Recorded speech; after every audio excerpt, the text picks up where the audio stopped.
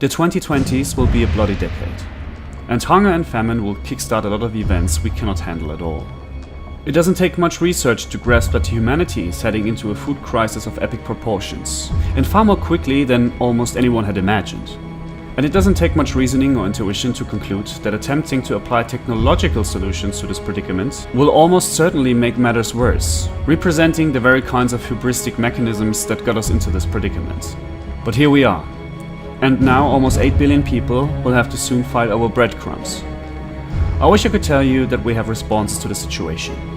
But the truth is, bad things will happen, and every nation state will secure its own supply first.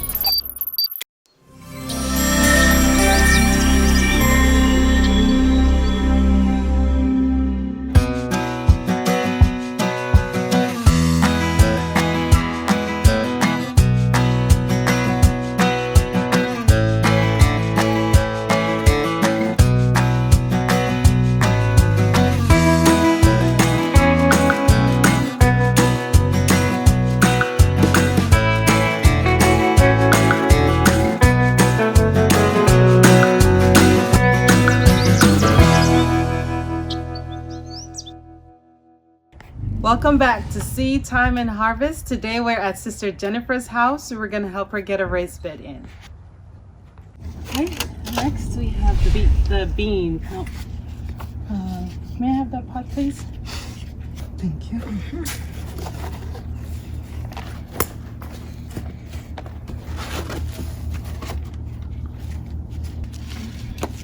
So I'm going to cut it in half. This is a red Russian kale. And now we're going to do the next half. Not beets, peas. Peas? Mm-hmm. So we're going to grow peas? Yes, ma'am. You've had peas before? Mm-hmm. These are It's like the string beans? Yes. It's loose and nice. That's how it should be. Like, It's amazing how how are many you stuff you breaking can this grow so in good? here. When you do the square put, it does account for a lot more plants.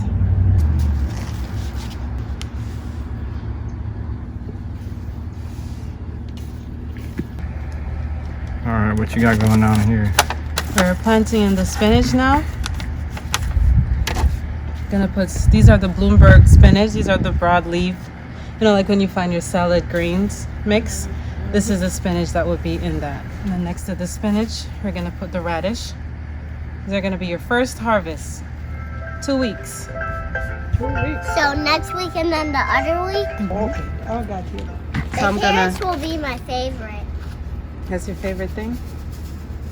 See if you can fold this down for me. And with the carrots, you don't really bury them. You just sprinkle them on top. And then you can thin them out as they grow. It's best to cut the top instead of pulling them. Okay, so we have carrots in these squares. We have potatoes here. We're gonna do the onions. Come this way. Still Are feel those so- green onions or bulb?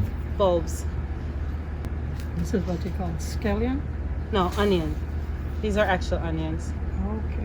Axel. How long do they take to harvest? The onions will probably take the longest of everything in the garden. You need about 6 months. The first thing you're gonna harvest would be your radish. Those will be in about 2 weeks. They'll You can be start- ready? Mhm.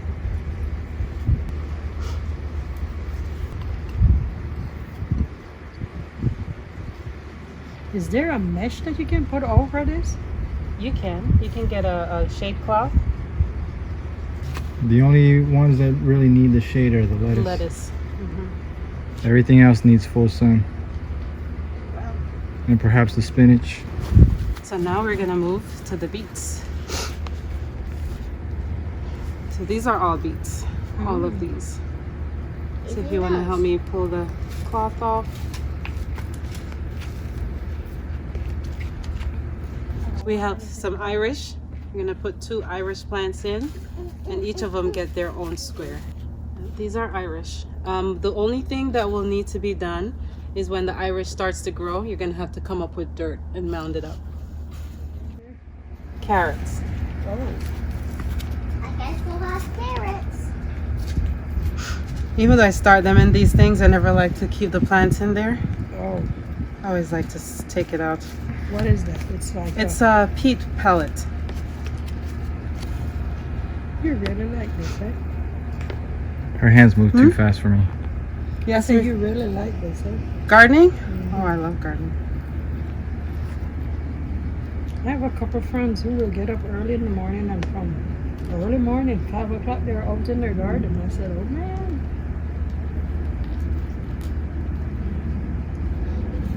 That would be me. From the rising of the sun, Mm-mm. you go outside.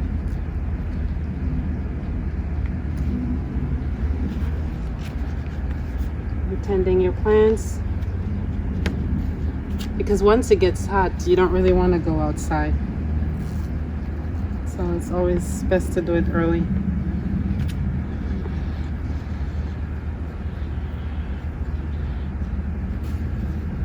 This friend of mine, she speaks, she sings, she does all kind of stuff with these plants.